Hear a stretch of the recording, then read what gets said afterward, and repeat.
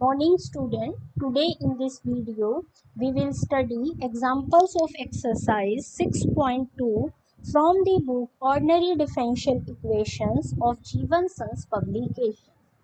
In this exercise, we will solve a linear differential equation of second order by removing the first derivative and changing the dependent variable. कि जो आप solution का यहाँ method study करेंगे उस method में आप फर्स्ट डेरिवेटिव को तो रिमूव कर देंगे और डिपेंडेंट वेरिएबल को चेंज कर देंगे। अब ये मेथड आपने कब यूज़ करना है कि जो आपकी फर्स्ट एक्सरसाइज थी उसमें आप इस इक्वेशन का एक सॉल्यूशन निकालते हैं, लेकिन हर बार सॉल्यूशन निकालना इतना सिंपल भी नहीं होता कि आपकी जो स्टैंडर्ड वैल्यूज़ थी m की 1, 2 और -1 वो भी ना यूज़ हो पा रही हो, या जो आपका डिफरेंशियल इक्वेशन का सॉल्यूशन हो उसमें ना ही एक्सपोनेंशियल इन्वॉल्व हो और ना ही x की पावर हो, तो आप इजीली सॉल्यूशन नहीं फाइंड आउट कर सकते और ना ही आपको गिवन हो। तो हम क्या कह रहे हैं कि अगर इसका पर्टिकुलर इंटीग्रल ना तो गिवन हो और ना ही आप इजीली फाउंड कर पा रहे हो, तो एक्सरसाइज 6 पॉइंट मेथड का जो मेथड है वो आपको यहाँ अप्लाई करना मुश्किल हो जाएगा। ऐसे केस में जो हम मेथड यूज़ करेंगे वो आपका क्या है। अब आपको क्या ध्यान में रखना है कि एग्जाम में अगर मेथड हो कि सॉल्व करो by removing the first derivative और चेंजिंग द डिपेंडेंट वेरिएबल, अगर इन दोनों में से कोई वर्ड मेंशन है तो आपको कंपलसरी है इसी मेथड से क्वेश्चन सॉल्व करना है, नहीं तो आप इस चैप्टर के किसी भी मेथड से क्वेश्चन सॉल्व कर सकते हैं। अब आपने क्या वर्किंग रूल प्रोसेस यूज़ करनी है आप उसको ध्यान दीजिए।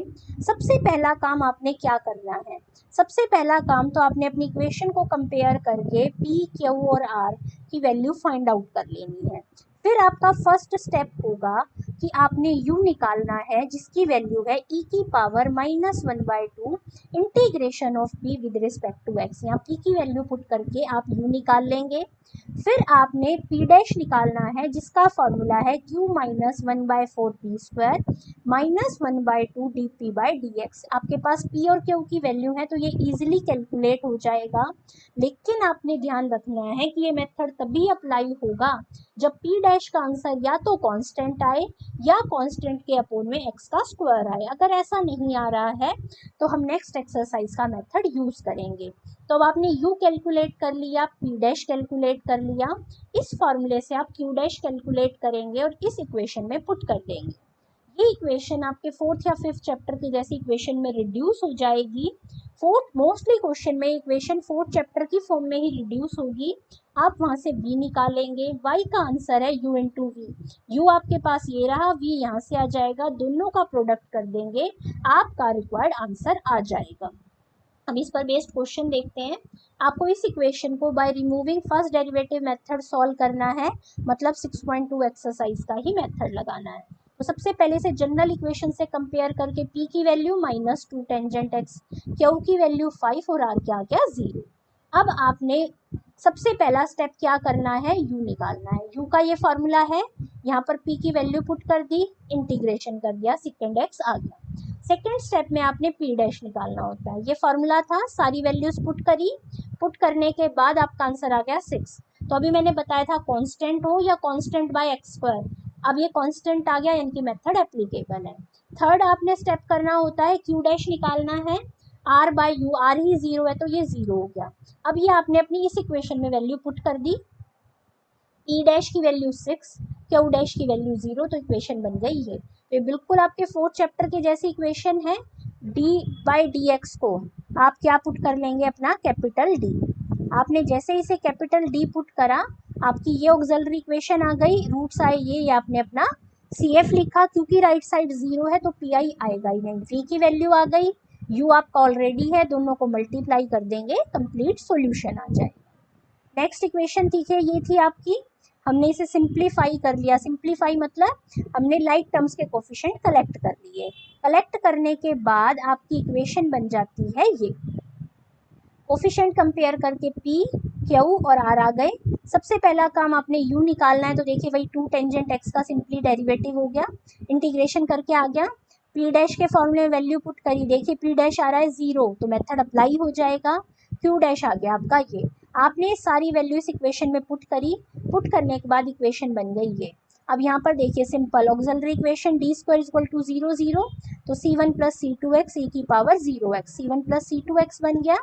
अब ये करना है आपने, अब यहाँ पर आप यही मेथड यूज कीजिए कि 1/d स्टैंड्स फॉर इंटीग्रेशन। तो सबसे पहले मैं टेंजेंट इंटू सेकंड स्क्वायर का इंटीग्रेशन करूँ, तो सेकंड एक्स को t पुट कर लूँ, तो सेकंड एक्स टेंजेंट एक्स क्या बन जाएंगे dt। तो ये t का integration t square by 2, t की जगह पुट कर दिया सेकंड एक्स का।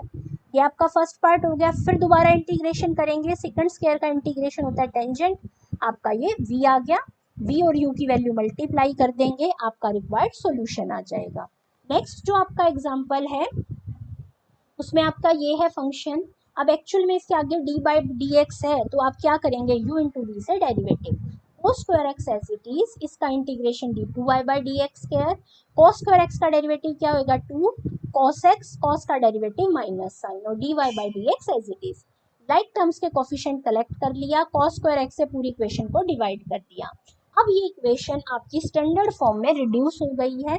ये जो टर्म है ये आपका p बन गया, क्यू की वैल्यू 1 आ गई, r की वैल्यू 0 आ गई।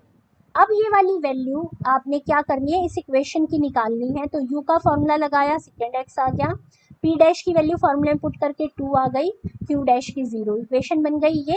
बिल्कुल फोर्थ चैप्टर की जैसी इक्वेशन है। d के रूट्स आए plus minus under root 2 iota, v की वैल्यू सॉल्व करके आ गई ये, v और u की वैल्यू मल्टीप्लाई कर दी, हमारा रिक्वायर्ड सॉल्यूशन। Thank you.